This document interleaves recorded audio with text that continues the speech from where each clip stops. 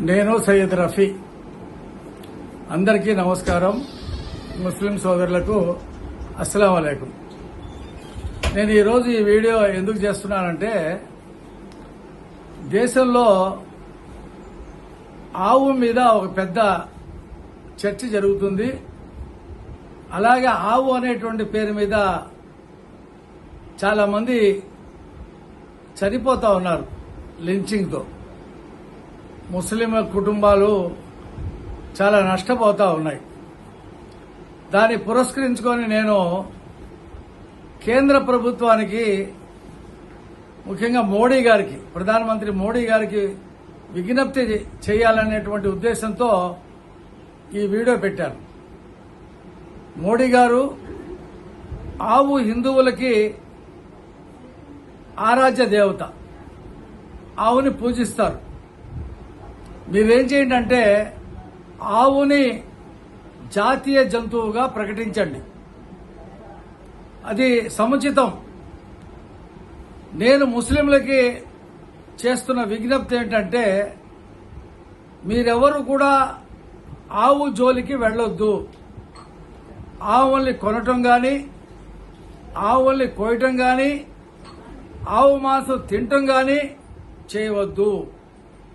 ఎందుకంటే మీరు భారతదేశంలో ఉంటున్నారు కాబట్టి ఇక్కడ మెజార్టీ ప్రజల మనోభావాన్ని దృష్టిలో పెట్టుకొని వారందరూ కూడా ఆవుని పూజిస్తారు కాబట్టి మీరు ఆవుని టచ్ చేయవద్దు, వదిలేయండి.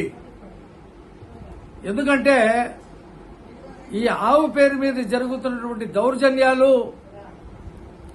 ఇవాళ ముస్లిం సమాజం ఫేస్ చేస్తా ఉంది.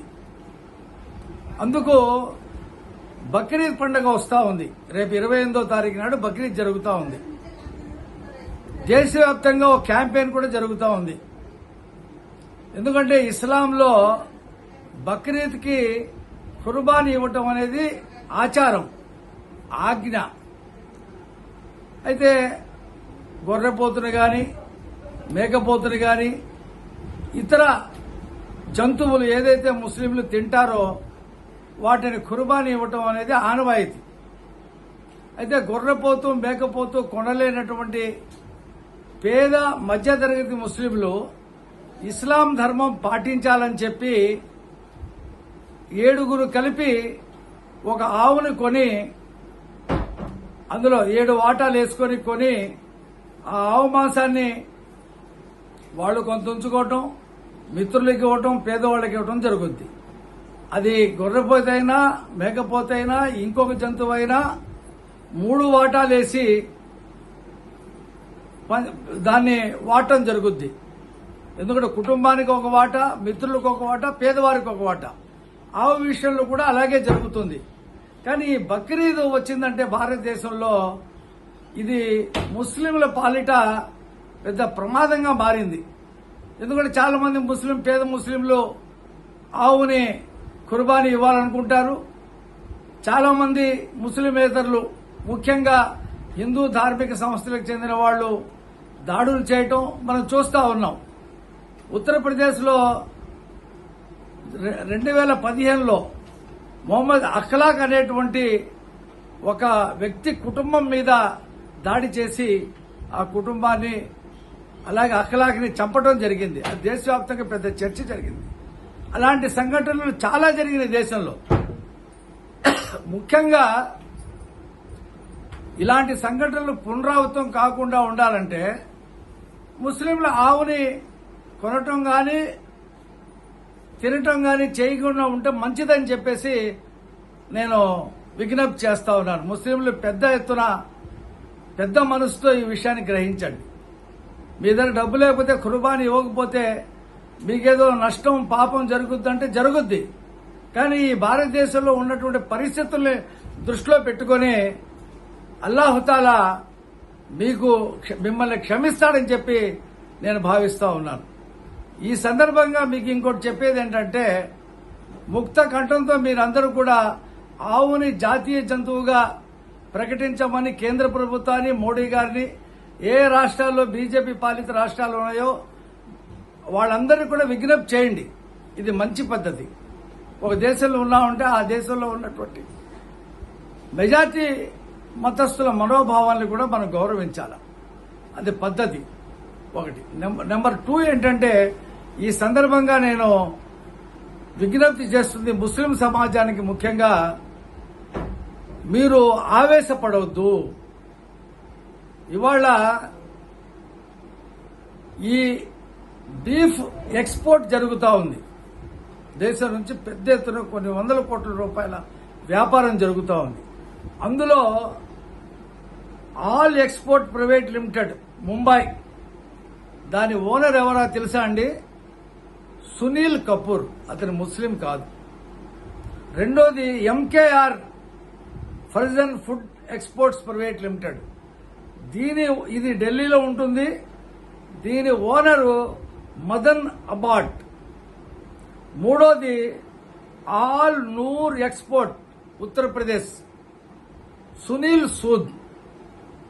నాలుగోది standard Farzan food exports private limited Uttar Pradesh, Kamal Verma. మచ్చుక్కనే 4 చెప్పాను. ఆంధ్రప్రదేశ్లో కొన్ని ఉంటాయి, తెలంగాణలో ఉంటాయి, అనేక రాష్ట్రాల్లో ఉంటాయి.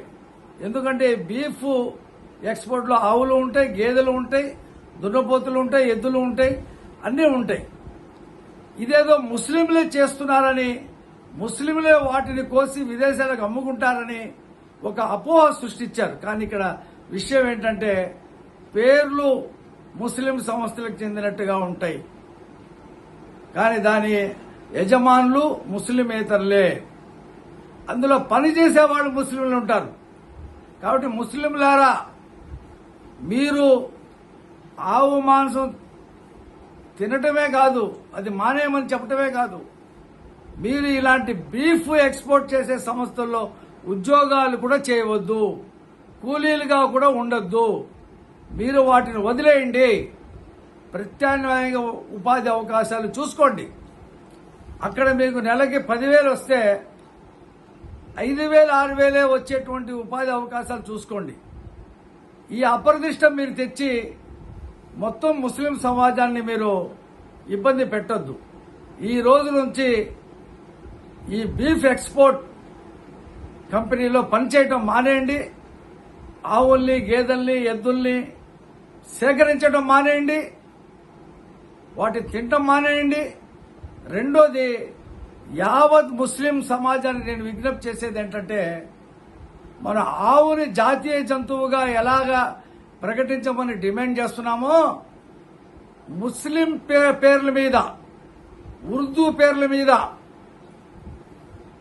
ఈ సంస్థలు ఏమైతే పెట్టారో ముస్లిమేతరులు, ఆ పేర్లు వెంటనే తొలగించమని డిమాండ్ కూడా పెట్టండి, ఉద్యమించండి. భారత ప్రభుత్వాన్ని అడగండి, మా పేర్ల మీద, మా మతం పేర్ల మీద ఈ సంస్థలు పెట్టి మీరు వ్యాపారం చేయవద్దు. మీరు పెట్టుకోండి మీకు నచ్చినటువంటి పేర్లు, మీకు ఎన్నో పేర్లున్నాయి, ఆ పేర్లతో పెట్టుకొని మీరు వ్యాపారం చేయండి, ఎక్స్పోర్ట్ చేయండి, కోట్లు సంపాదించుకోండి, ఏమైనా చేసుకోండి. ముస్లిం ధార్మిక సంస్థలు ఏవి కూడా దీన్ని వదలొద్దు, డిమాండ్ చేయండి, ఉద్యమించండి. రెండోది, ఇవాళ ఎక్కడైనా ఒక ముస్లింలు ఒక ఆవుని కుర్బానీ ఇస్తారు. చాలా మంది ఈ హిందూ ధార్మిక సంస్థలు వాళ్ళ మీద పడిపోతున్నారు. ఆవు తింటే అది హిందువులకు వ్యతిరేకమని, అది దేశద్రోహ నేరం అని చెప్పి కూడా మాట్లాడుతూ ఉన్నారు. ఈ రోజున ఈ దేశానికి ఈ 70 సంవత్సరాల క్రితం స్వాతంత్రం వచ్చిందంటే ఈ దేశంలో ఉండేటువంటి భారతీయ ముస్లింలు ఉరికంబాలెక్కారు, జైళ్లలో మగ్గారు, అనేక ఉద్యమాలు చేశారు, బ్రిటిష్ వాడికి వ్యతిరేకంగా పోరాడారు, ప్రాణాలు అర్పించారు. ఇది చరిత్ర. ఈ రోజున ఆ పోరాటాలు చేసిన ముస్లింలు దేశద్రోహులుగా పిలువబడతా ఉన్నారు. ఇది చాలా అన్యాయం. ఆ రోజున స్వాతంత్ర సంగ్రామంలో పాల్గొనటువంటి దాన్ని, స్వాతంత్ర ఉద్యమాన్ని వ్యతిరేకించి బ్రిటిష్ వాళ్ళకి తొత్తులుగా పనిచేసినటువంటి సంస్థలు ఇవాళ ఈ ముస్లింల మీద ముస్లింలు దేశద్రోహులని చెప్పి చెప్తా ఉన్నారు. మరి కాలం అలాగే మారింది. ఎప్పుడు ఇలాగే ఉండదు. ముస్లింలు చేసినటువంటి త్యాగాలు ఈ దేశం ఎప్పటికీ మర్చిపోదు. కాబట్టి మీరందరూ కూడా అహింసా పద్ధతిలో ఉద్యమించండి. మన మతం పేరు మీద ఉన్నటువంటి సంస్థల్ని ఆ పేరు తీసేయమని ఉద్యమించండి. ఈ బీఫ్ ఎక్స్పోర్ట్ చేసేటువంటి సంస్థలలో ఉద్యోగాలు చేయకండి. మీరెక్కడ కూడా సంతల్లో కానీ రైతుల దగ్గర కానీ ఆవుల్ని కొనొద్దు, వాటిని కోయవద్దు. అంటే చర్మం కానీ ఇతర ఉత్పత్తుల్లో మీరు అసలు పాలు పంచుకోవద్దు. మీరు దూరంగా ఉండండి. అనేక ఉపాధి అవకాశాలు ఉన్నాయి, వాటిని చూసుకోండి అని చెప్పి తెలియజేస్తూ నా ఈ వీడియోని మీరు పెద్ద ఎత్తున ముస్లిం సమాజం, ఇతర సమాజంలో కూడా, ముస్లిమేతర సమాజంలో కూడా ఎందుకు దీన్ని ప్రచారం చేయమని అంటున్నానంటే ఆవుని జాతీయ జంతువుగా గుర్తించమని కూడా మనం అడుగుతున్నాం కాబట్టి.